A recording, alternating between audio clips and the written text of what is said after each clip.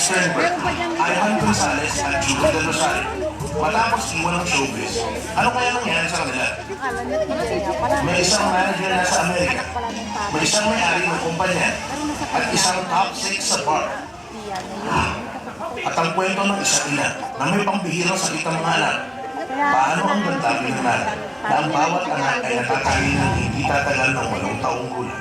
Kasi si Gail Paulo, 8 years old siya nung bawian. Si Patrick Andrew, 11 months na siya. Ito si Gabriel Patrick, wala siya sa taon. Si Nanay Patricia Donggal at ang kanyang hindi ordinaryong talambuhay.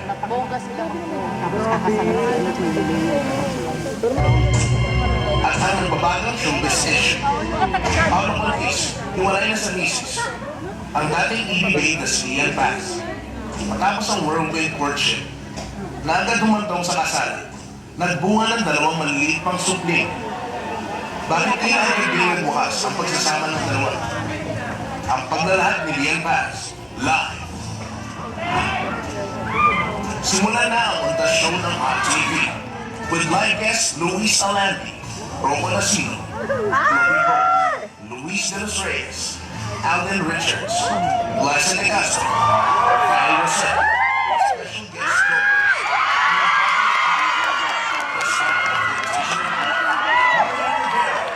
mula sa GMA Network Studios, Manila, Philippines. This is Hot TV.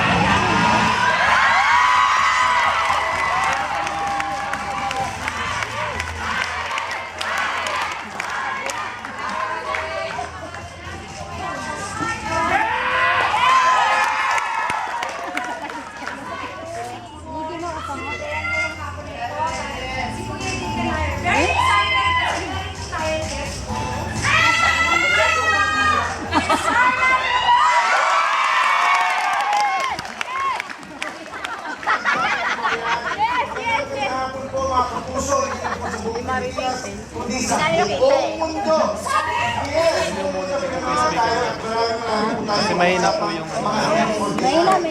at siyempre mga hindi ordinaryo na kabalakan. Pero ang hindi ordinaryo na nangyari ngayon, ay kasama ko yung napakagandang bayan.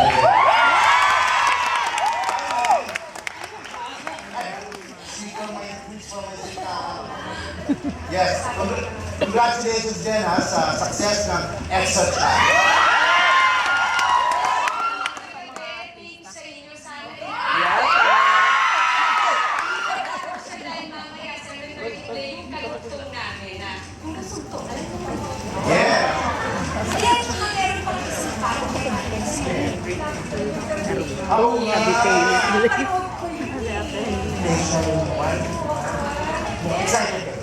Sobrang kasi, iba ito eh. May asawa na inago, tapos harap-harapa lang yan. Harap-harap ha? Yes, sabay kaya, abangan nila yung bagong Maya.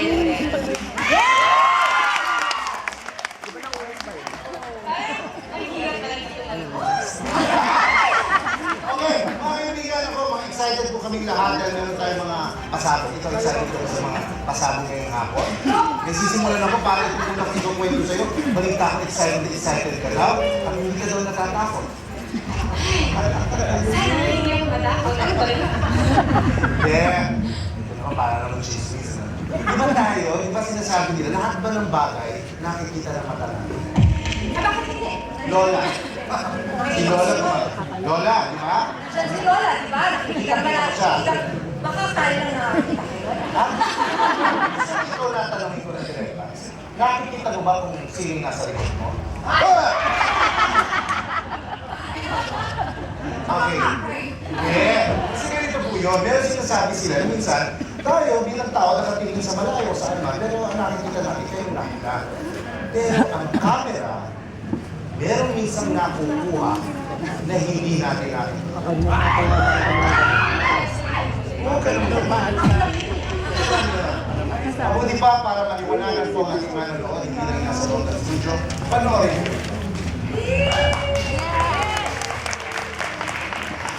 Ang camera.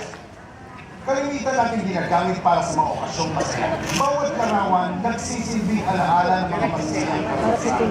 Pero, may kakayahan din daw itong ilantad ang mga kamabalaghang bumabalot sa ating paligid. Di ba ilan lamang sa larawang aming nakaka? Hindi umano'y may espiritong nagpapamula. Sa gitna ng pangangalan